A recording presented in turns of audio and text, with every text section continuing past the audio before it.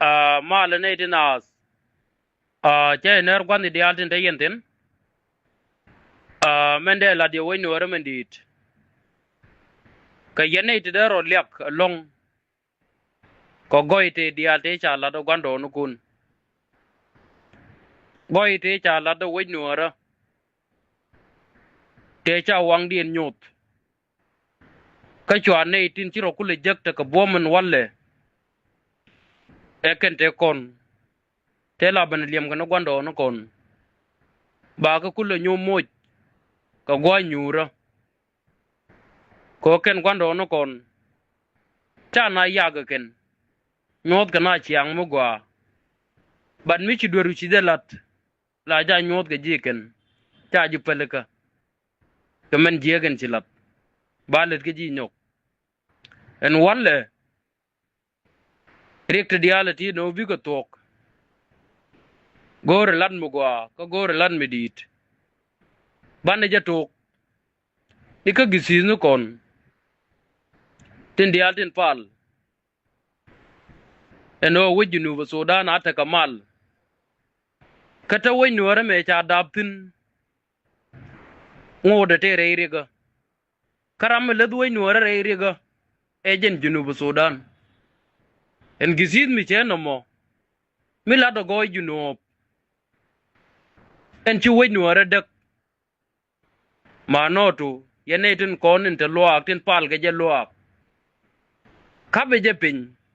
bia loy ni rei loak ala rambi ben pali jen mi bi ben tom ni muje nyok ko jen men welat goy junubu sudan eno ba ngaji gisid ngake je ke ye yenetin kwela la roi kot ko ken yudi la yen ka dul tin tub yen ge la muj ken walwale e ken tero war yalla ka ke e ke ro mi chiende e ken tin chugoro ko jen a wud mi tel mi longa ne mandanen kwele jakaye ken walle teben ngar ka do mi jiek mi cha nok enetin dialtin pal ke jere loak ramomo mi cha roi kolat ke duobo mo ka gisino kon dial ko netin cha luje ken la jitarian ti la gisino konin juk enojin gisis roje ladumo cha goa keni dikene ten la dong loak ti la mentin ditin pal ke jekel ba chek ba yugi de la rami jiek rami cheno mo gar dwaje je ka kwamni loak biya chu wuj bataka ramu goa mi de yela roi kot mi pen ko de roi kot walat ajara malanu goy junubu sudan kata wedi entere iriga angeno kon ti diala tonu to tuok to ta kon gaten mi ditin weji nu mu raji ko goide kata dorun gariek gar gur ngede o jin shetan niam nuara ka ngede no we nuara ke jibi falaka anta mate ga ne tipal ka yom sibit tilat ka goy junuba sudan te ga tipal ga yom lat tilat gisini tilat ka goy junuba sudan te ga tipal ga yom arbalo angundeng tilat ka goy junuba sudan kata ga reidan neto bicha ga bu wojere inat mano to ke ne din kondin yarga we nuara rawde mandong ka dit ka kon mite ke diet mi gwijode na da ka kwena man anen te jek kere me ci awudi diide cha birni amde me ci aje nene ma chwalu rei gad kos de man lol gad kos ma no tu rami ci tariak de cha ja ngar cha weje da ne cha je dietin te gwije no cha yar wuj dor chwalu longi chuk lakin boaren wala cha lokeje kon ga longi chuk te cha bogo wudi chwalu bolmal be ngaje non wudi chwalu rei be temende be yor pin ka ngwen long chuk ngwen long chuk te cha gad kien nak mi te ka dam wor mi cha nak kariye nial rameda ne jogo dor e wuri chwali lol gad kos rame wo location top e bo kana tin ga long chuk e wuri chwali re gar kot tin chu wej moy keriek long chuk medan tela man mi akana ken enote ge kum mu wa yuan ma la ki rame la do ba ji long chuk ba ga to kan nak e jen wuri di de meni ma cha biere ma kwi goy long chuk ka kwi goy ma yut en del kel ken long chuk ngaje ne kwenda man waji de la jen men ti we ga ja gen di ti de char man da ga ja nang go ye che je ngai char ke nu kwendien men yere ji ken ka yere do are cha je dietin ne ethiopia ka par kariye de lat ge wuri yo al Simon kun me la no men na kon re weje me amen warol me nyo do role yendi al siaje nen wuni te ka bier ti dit kane te de wala na da gwit kun poj me che role nyo ta ngaje noy me che nyo do abot ejene cha o lo jire ben ti o nyo enote ka mal mo wala de ken tong me bi ngaje no nuori ne di la korn ka gwidire dan ka bu go luin ka kon nyok e ka ne da ka wen nuora kon goro bana diel ga ke go mi ci gisid mi roj mi la roj wejunu eno junu Sudan ta kamal ka doriya ne chaja dabti no man ke na gwan tere riga gisizo mo doaje de ka kwam nu lo ya watie de yer ngwen mi tere weke yakel mi cha kairar bi awi de ber ka do chan bi ka la no goy wej nuora ko ken yu ken din ya ro ka ke walle ne de la ka wa kam ke enote ko kum wa mu ke wal wal ka wa je mu ke mu wa ka cham ken cha lo ko den kuna la paltin cha litin ken cha ko ay tin la roy ko cha gar yalla ga ken yobo tin pal ga werbo ken changder ke di ken kien telmo go amlet gisi ka ke la gisi yo lo ken di alba ko na la meyede biramandan le na roy ko lo angundeng ma roy ko goy wujunu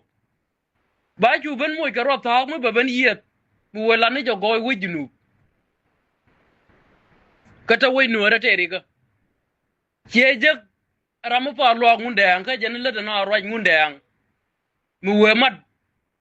kana roy kier nyel di ngan wa bu mai di lu ka che lu mu raje ka goy de bar widu ka do ko ken dial pal gare we ko kon kel lakin mu raje ko goy we nuora ba je pele ka ko je na gad we nuora mu ngaj we dien rawde nuori unu kon o bana go bana lo ne ka cianda ne dan pele ka goro bana je wojre dan mi ci nuor ce jilet ka mi jiek ate ka kume kier te ka kume wude mi chwalu bolmal te ka stialim ka cha wolu ni reidan ramo mogare ejen awaram de kon nang ni aram lo rodo ka nak kon teme kane kon mi aran ko la de jiek wudu yol kir yawo woy ka won mi jiek ba ban wala de nuor to kame tere nuor kana tugu nuor to ga ko le pe nuor ka cha nuor ko nak to ga den ko le bala na wejunu tele mal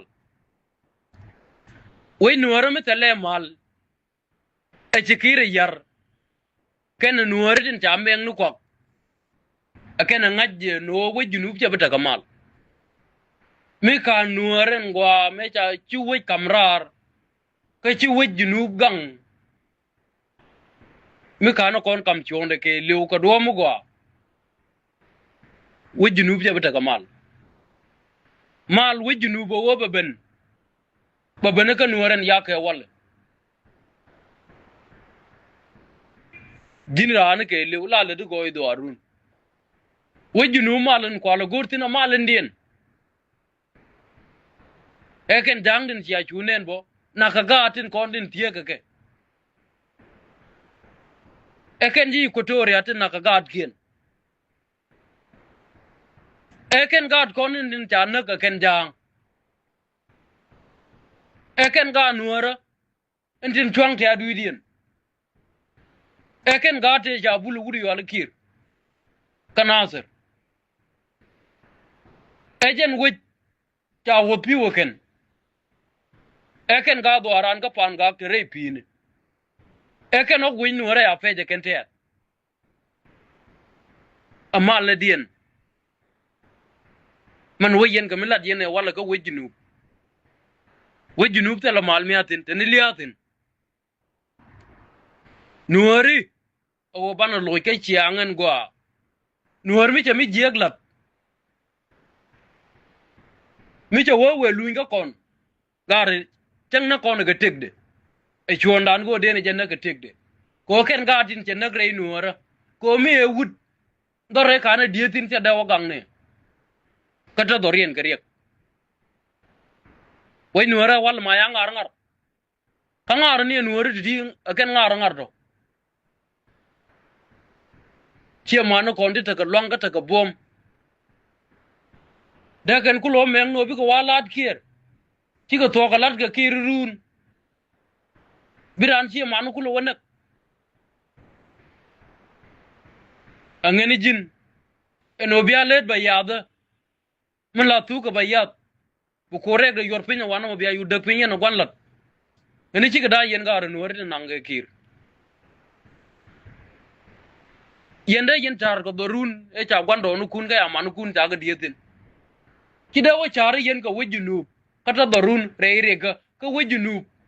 e jene nak dor mi chwale nor ma no to nor ci junubi ko mi junubi an talata u 60 gibile cha da wonen nu dur kel men kula 64 dien ka gabel logre men ko la ngani je kiejende o nywaga dor dial ka waje ko ni dor ko kien ka cha nu duwe cha ja ko ken bo ku yena la cha di yo mo ndunde ko gi angena kon wune boy du jiran la ja lejin ka wudu ci ja nyu du re do arun wudu kana longdu la ja wa nyu du ka wejen do dien man la we gon teru men ci la ren obi yet ka nor wudu de ye nyu ka wejani wudu de ye nyu ka wetet wudu de ye nyu ka witin kontin tek ka wi nor te la wi jane ba ngaje no jin wud pan bilene dum wej nor ci wudu we wo bina lat roj mi ci kut mi deng na ga fin nuari te dialte te ni am dan te bod ko dor kan ga men ko alde ko wa yene di ci gor ti la do taran ke degree taran ke PhD mano to manan ci alat ke le olor eno chu junuba Sudan chua gabel nyin ka kendi al chua gar yalla ka ta ka lok ka pungni ta ka lok ka dei menni ta ka lok ka ta ka lok ke buni ta ka labazu ke uniform dien ta ka lok ka medala di ta wai nuwar na ba ka yen ka yen siyasi dit ka yen kwar dit ti da ni am wai nuwar ano du kurun ta kur mu lor ka yen lat gani yakir masale shi alin ka gwade min la chong eno sel fakir ke zamane dan ko kurmu eno chu wudi chwala gai kong chwe magdin dang bakel chwa ga duet ka la da wudi chwala sel fakir ni am gai kong ma no du sel fakir chi wud en wala de yaro liap eno ta ne ke wud mi chi magdin dang bakel duet ni am sel fakir ka gwade sel fakir ngwet la da sel fakir ma no tu wud nga ka ke e gai kong e chi wo junub gang ka jalap e chi wo junub kamrar ka jalap ka chwe wudi chwala sel fakir ka jene ngore te ka lwang ka te ka bome ngwet chwe jalap ka chwa magdin nang bakel duwe ni amde ma no tu gai kong bro liap no jin wud ni am sel fakir man de ku lo gong ke je nuori wala de jaw fal ka do mi ani e bikisi ga wa pele no yiko gwadini wit junu bata kamal bisel fakir be jab lo do kwaj ka wit sel fakir mungat ka jira ngui palo ko gwadin way nuara man ta Allah dariga walle biga nuara dialtin ci wit bay ko gwadin bu luang dien kana bom dien en ta ban yang doriana walle be jaba lo arka ke bi way nuara na me man ta ban yak ka nyot garo ka way nuara ka ngaje ka way nuara bi way nuara bi loñ mala ka do mo go ma no de yara mo go mi ba lep no me ledi mi loy ka way nuara ki bo ra ka goy wit mu ko way du le nak kata way du riga angane ne dina rikti diala titi tan yam danti eno bi ka tok pele ka chana ja wojere idan nur me jel kel ken kume kier moja ja ta buru oje ne jang ka pekte kede a chen kyo luñ jog run tel mi balet ka wen nora baba nak man go an chana mat pin man da ko yalla ka be wa kam wur jangay nyok anwari ci hotel ka leader ni rol na be mete ka leader to go to kon ga kwar le mun to go to kon ga kwar to go to kamwen to kon ga dien to go to da kon kam chondan kanay di dial de ni am dan ti kan dial wona ka riang ma char tel mu thong ba len ka kon ken ko riang ma char mu raje ko goy wi jinu ko to dori re ri ga manotu a kuer mi chere yak jan gisini tin lat ko goy wi jinu ka to we di ri ga e jen lat la le de mala nuri amit te ci ko ter ba gor ba ka ben kam jang ba ka ben kam ji ko juba ba ka kam ji Equatoria ba ka ben kam ji Sowaye kama ka ji bar ka zal chan ki de walle aram kel mi ci woni wara la riga tere ci gisini tin lat goy wi junub ke riang ma charien kel e lat goy wi junub kata weidun e cha ye dietin te riga angane nay to go chana gije gwa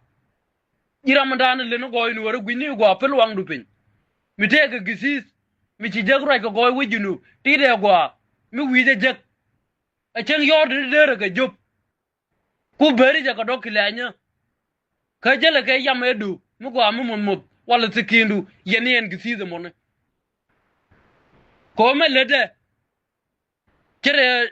ladde cha ladde riang char men te wey nuora che jaba de ka pin bi wey nuora jal gol e je ladde ge gisin ladgen goy wey jinu ka to dorien te re riga angane ne dina ladde mi chere ma ladge gar kon eno goy wey nuora kwani jen gati dial goy rol na kwani jen gati dial bi longdu bi wonyot ka gwante aru eno ba jilia ke wudu e jin gon kor yene ka gwantero ba jilia ke no jin wud fan wudu ke biya wo ba ju moy ke yu ba wudu ku lo darun man ta ka nuor e changi e jam dore cha ji dietin ke chwala ni do nuora wi long du wi je nyotin e jin wud mi telot ke tek du ke lew e jin wud jo gud yaga wudu yene ka gwantero men ci mo re nak men ci nuor nak me cha lat e jifan ga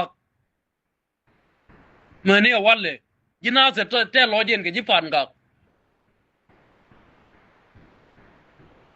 ci ga nasir te lo dien ka gar lo ka te ci lar de noriya ga me mu wuna ga ka nasir lazim ba ka ga nasir ba ka lur e chen me chu kur chu opak ko chu ador chu alu lang chu aji ga kok ci dung lo ka e me cha lar ga ru lang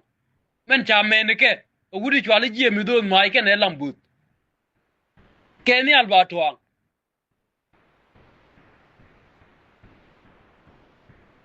angani yen lar do mu la goy dun lenu mu baji liya ke je en wala wey nuare cha la dri ga che man kon dial en malite dial te nangar ga ke en ote kamal menang ko urur ejen wala cha wey nuare che loiri ga ejen khote den cha la de jen ke na gudi yo ma bor en wala cha wey nuare che loiri ga mano du che gud fan ko me wala bita jong lei chu bur chu ke den mo salaw ga te rei wet kacha ga lo ka lung ko ba ka salaw ba ka kap ka me ba ka mu ka pum ni ba ka mu deploy mrong ba nga jeno e kum mano tu nei te kon gen dial ka lat kier gen dial Peter kwang chola ler lol gar ko taban de ang ni je mi don mai riaga parkol tut kaw yani ken dial ken eto mi chano wo gui kon ge wan gen long kalat gier di lat gen ke kwa kir le le ka mare de ko la lat be yada ko kir la man di dien mala joge yurne men gwa me te ge diu bu goy do wo ne ke chi amor ci gabel dial ci manu ken talaw ni amdu ta tel mi ledi ba no du ci jin gud mi chum rey nuora wud fañ ni ma raj ka goy nuora lakin wey nuora bu ko do moy ka long bu ko goy de be loitin ngene ne tin go bu mal wej kana goy wej bu lu ni rey nuora ka no ko ka ba yey dial tin ci dot tin ta ka tek walle bu ko baka gang ka ba yey dial tin ci long bagad kien bagalo ta bom ka bi ka dien batatina mani chankel bu malta kel ge